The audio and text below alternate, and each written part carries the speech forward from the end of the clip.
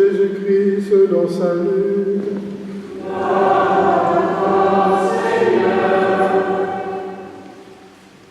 Des Sadducéens, ceux qui prétendent qu'il n'y a pas de résurrection, vinrent trouver Jésus et l'interrogèrent.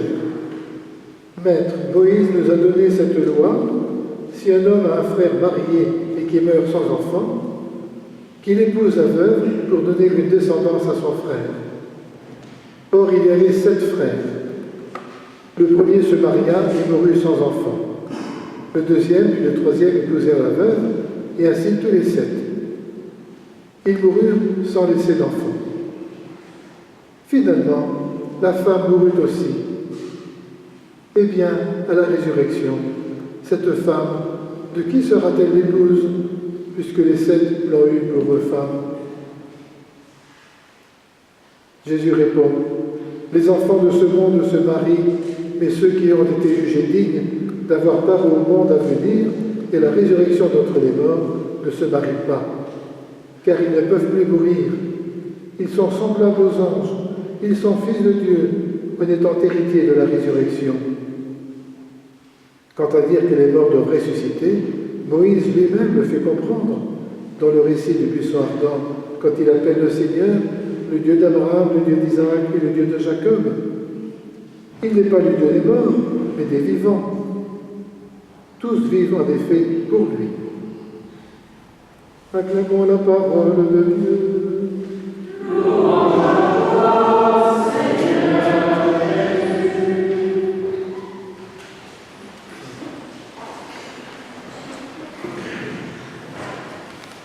Chers amis, c'est une discussion rabbinique entre les Sadducéens qui ne croyaient pas à la résurrection et Jésus.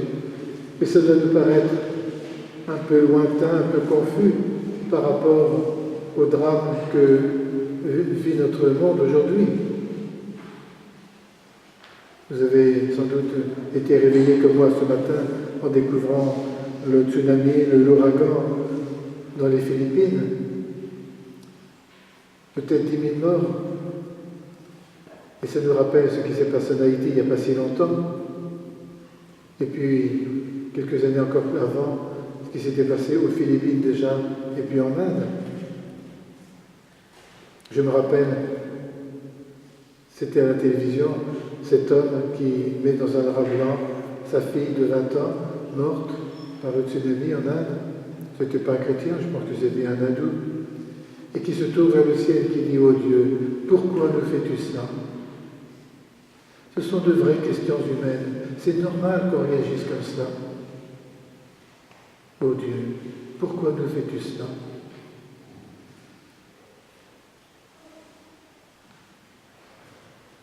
Alors, vous voyez, c'est devant cette toile-là, devant ce monde qui s'interroge, devant ce monde où il y a bien des misères.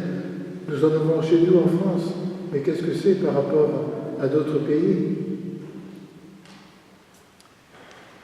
Nous pouvons alors regarder l'évangile d'aujourd'hui. Cet évangile qui nous rappelle que notre destinée, ce n'est pas la terre, ce n'est pas de rester ici, nous sommes des mortels. Et que l'on meurt à 20 ans, à 40 ans, à 90 ans, qu'est-ce que c'est?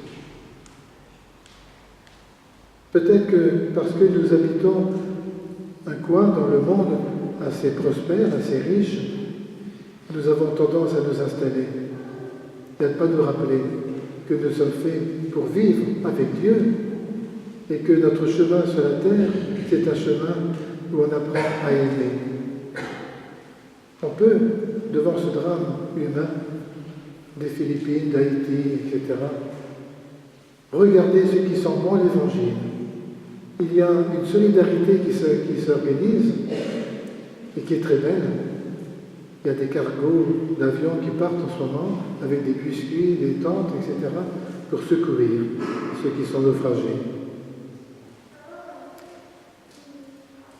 Ça n'existait pas il y a encore 100 ans. Aujourd'hui, il y a une solidarité internationale qui n'est pas seulement pour la bourse, mais aussi, vous voyez, pour cette solidarité.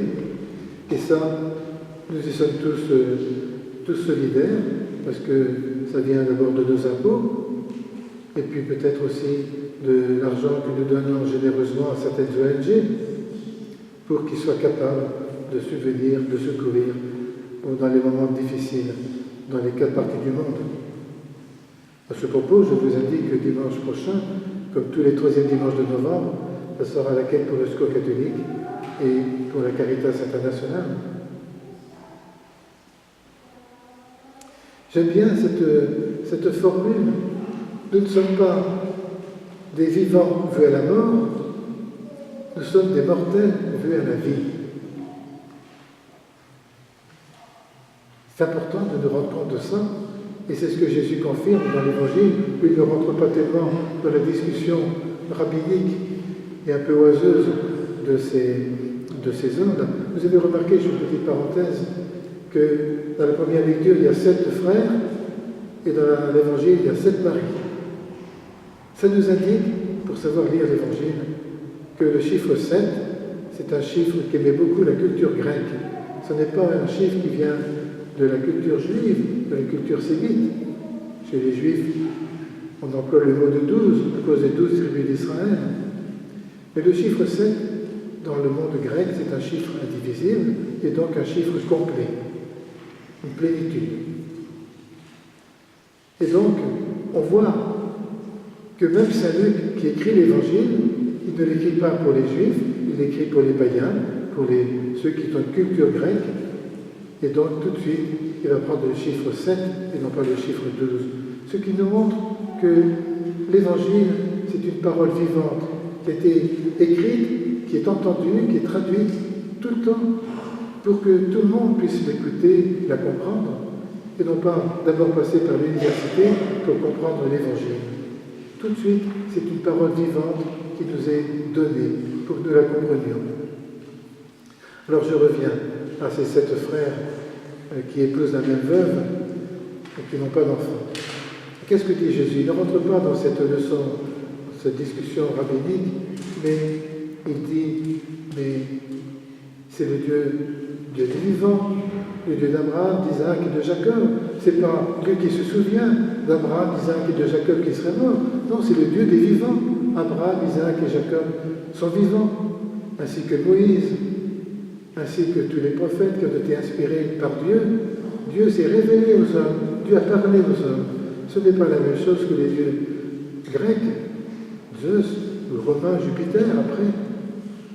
Dieu inventé par le besoin humain d'avoir au-dessus de soi à rendre compte, mais c'est un Dieu qui a parlé aux hommes et qui même va venir, Fils de Dieu, le Fils envoyé du Père, parmi nous.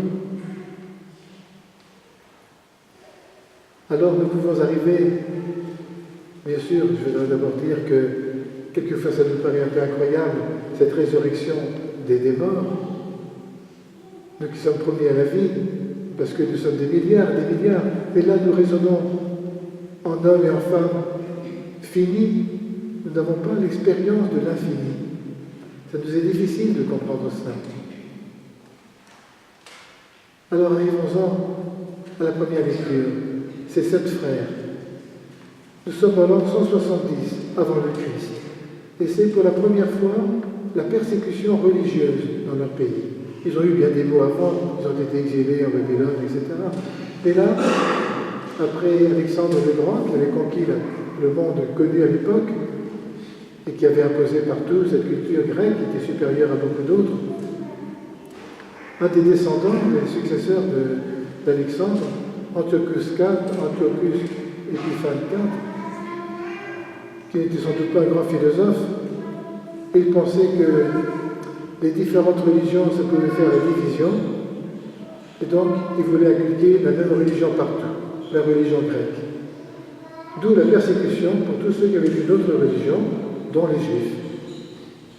Et voilà que, pas seulement 7 frères, mais une plénitude d'hommes et de femmes refusent, préfèrent mourir plutôt que d'être infidèles à leur foi. Parce qu'ils savent qu'ils ne sont pas des vivants vus à la mort, mais des mortels vus à la vie.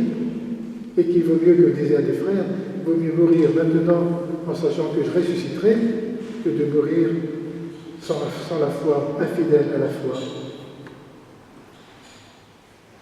ce qui est curieux dans l'histoire de l'Église, c'est que les martyrs, ça a toujours été une source d'encouragement pour tous les autres. Pendant les 3 premiers siècles de l'Église, il y a eu beaucoup de martyrs, et bien l'Église n'a fait que de prospérer partout. Et vous savez qu'encore aujourd'hui, il y a des gens qui sont persécutés pour la foi, pour leur foi, martyrs pour leur foi, qui nous encourage, nous, dans notre fidélité à notre foi. Hier soir, c'était la messe à 18h à Saint-Jean-Baptiste, et vous savez qu'une heure avant, les enfants d'un côté, les adultes de l'autre sont invités à venir réfléchir à un aspect de notre foi. Et vous pouvez venir, n'hésitez pas. La prochaine messe des familles, c'est sur votre feuille du mois, à venir à 17h. Nous étions une dizaine hier soir à réfléchir sur la place de l'Église dans le monde. Et j'étais frappé par quelques personnes qui disaient, vous savez, dans la vie du travail, dans la vie de la société, l'Église, on n'en parle pas. C'est l'absence. Et puis même, elle est arrivée à se dire, mais nous avons du mal nous-mêmes à dire devant d'autres que nous sommes croyants, que nous venons à la messe, etc. On n'ose pas. C'est quand même curieux. Nous sommes dans un État laïque, c'est l'État qui doit être laïque, pour permettre à toutes les confessions, toutes les opinions religieuses, eh bien, de vivre en bonne entente. Or voilà que c'est peu à peu nous-mêmes qui devenons laïques, c'est-à-dire neutres. On n'ose pas. Eh bien que ceux qui donnent leur vie pour leur foi aujourd'hui nous encouragent, nous, à aussi exprimer notre foi, à oser la dire, à oser, vous voyez, être avec les autres, très simplement, mais en croyant, en repérant aussi ce qui sent bon l'Évangile, comme ce que je disais tout à l'heure, dans cette solidarité qui s'organise pour l'autre bout du monde, voir ce qui est bon dans la vie des hommes, voir ce qui sent bon l'Évangile. Encore une fois, ce que j'aime bien cette formule, je vous la répète, nous ne sommes pas des vivants voués à la mort. De quoi ça servirait de vivre longtemps si c'était pour la mort? Nous sommes des mortels, nous le savons, voués à la vie, avec Dieu, avec ce Dieu des vivants.